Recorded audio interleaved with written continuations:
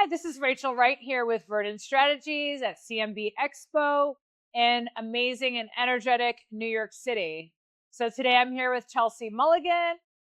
And for the first time, Chelsea and I get to sit and chat. We're usually like on podcasts with our Beard Bros podcasts. You have a retail podcast. I do. Right? Retail Revelations. Retail Revelations. And I have the CFO podcast. And so we don't really get a chance to like see each other. We're always ships passing in the night, right? Smiling and waving as we're in groups talking to other people. Exactly. So this is like a cool sit down. Yes, I agree. And frankly, the first time we've ever been able to chat with each other. So thank you for having me, by the way. Thank you for being here. And so I want our audience to get to know Chelsea. Okay. The Dispensary Whisperer it just kind of sticks with me. So what does that mean? I had a client dub me that in 2017. He called me and he's like, I've heard from 6 different people that to open my retail, I need to hire the Dispensary Whisperer, and that's you. And I was like, oh, I like that. Thank you. I'm going to use that. Yes, it works. And I think I get it because I have open managed or triaged 125 dispensaries across the country. Yeah.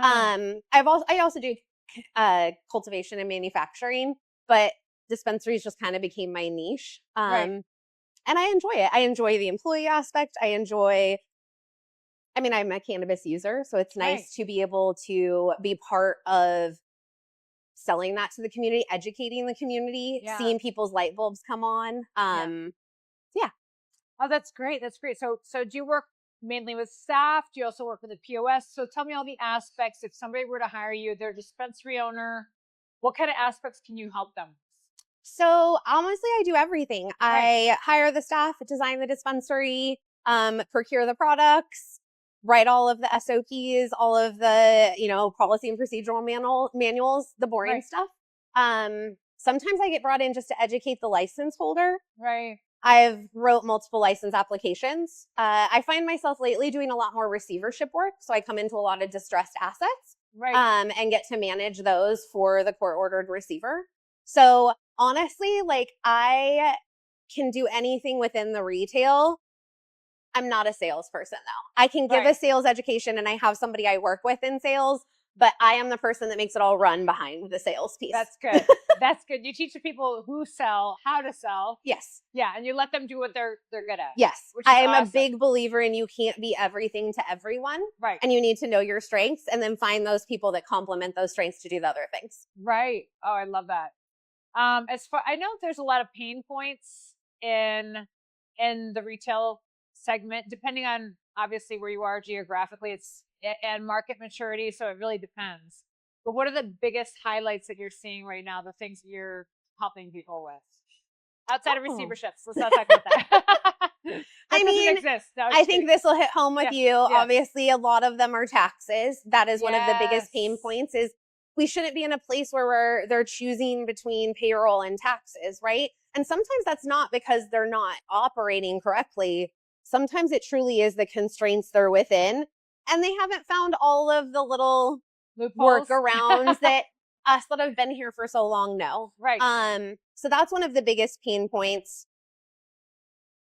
Software is a pain point, I think. Yes, making sure they all integrate. When you have to have 7 different softwares that integrate into your one to be able to get everything. Yes. Do you always trust the technology? What if it fails? What if it doesn't connect? What if you're missing things? And then there's metric, and that's a whole other animal within itself. And so I would say software is a pain point. Taxes are a pain point.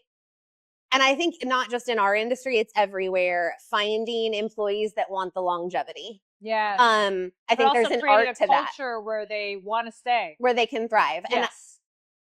And I know you didn't ask this, but I'm going to add it in. Please. I think cannabis has a chance to be different with that. We have a chance as a newer industry to create an environment where their employees enjoy, they thrive, they actually have the tools to do their job, but also grow. Yes. Because that's the job of a manager, to be real with you as well, is to, what is your employee good at? And maybe that's not the right position for them because there's another one that's better. Right. And I enjoy working with managers and license holders to get them to understand how their employees function and maybe what a better path for an employee is. Right. Yeah. Yeah. I found some awesome data analytics people who were previously like bud tenders, for example, and they're running all the VLOOKUPs and the, analytics behind the scenes. Because as you mentioned, software, it has a long way to go, right? Yes. The POSs, sorry if any POS providers are watching this right now, but you have a long way to go. Okay. And we're having to our firm is specifically working on like dashboards that are hopefully will be helpful. We're working on use cases to develop those that seem to be helpful for dispensaries, because ultimately, if they don't have the data that they need and the analytics that they need, how can you make decisions? And it's oftentimes, as you know, it's garbage in, garbage out, right? I literally was just about to say bad data in, bad data out. Yeah. Or you don't even have the data points to go in, and so you're just lost. Yes, exactly. So if people aren't entering the data in the correct ways and things like that, do you have any stories about that or helpful hints? Yes. I think my biggest story about data, which I know some people will really resonate, was the great crash of MJ Freeway. Oh, that was a long time ago. In the 20-teens. Yeah. And I remember, a lot of people went straight to handwriting. They hand wrote their labels, hand wrote their receipts, all of those things. And I think that that's where sometimes as humans we go, okay, technology has totally failed us, and we go totally archaic. Yes. And I think there was a chance there to find a different way to have technology help you. Yeah. Like I created Google spreadsheets that my entire dispensary used, that then at least we were able to reconcile at the end of the night. Yes. And we had data that I could hand to the CPA right. and be like, here you go. It's not just in the ethers. Yeah. So I think that's my biggest horror story with data, of just losing all of that and having that moment of all of your historical data is gone for taxes, employees, patients, and you had to rebuild. Yeah. I mean, I think one of our biggest challenges is getting reports that tie within certain specific POS softwares. And so that creates a nightmare. And making sure that on the tax side, like you said, that the dispensary managers or staff are setting up the tax codes properly, especially in California. As you know, we've got tax on tax on tax. And then we have the vape excise tax situation and the 3802 regulations. And there's still some wiggle room in that, by the way, just so you know. So, it's data at the end of the day is either going to make or break a company, right? There's a lot of things that make or break. There's, like you said, the culture, the mobility of staff, there's the data, there's well, if you don't have the data, if your POS system isn't giving you a report that gives you everything you need, like I found that I was using one last year when I was running some dispensaries in California, and we started using Happy Cabbage as a marketing part. Right.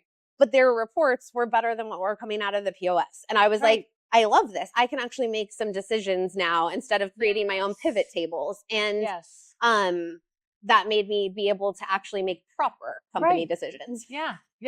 I love that. So where do we find you online or otherwise? LinkedIn, I am Chelsea Mulligan. Instagram, I am the Dispensary Whisperer. And my website is chelseamulligan.com. Awesome. Thank you so much, Chelsea. Good Thank you for having me. The first conversation we've had is in a podcast format. So that's pretty cool. I agree. Thank you so much for having me. Thank you. Well, there you have it. Rachel Wright with Verdant Strategies here at Podcast Row, actually on CMB in New York City. Thanks for having us.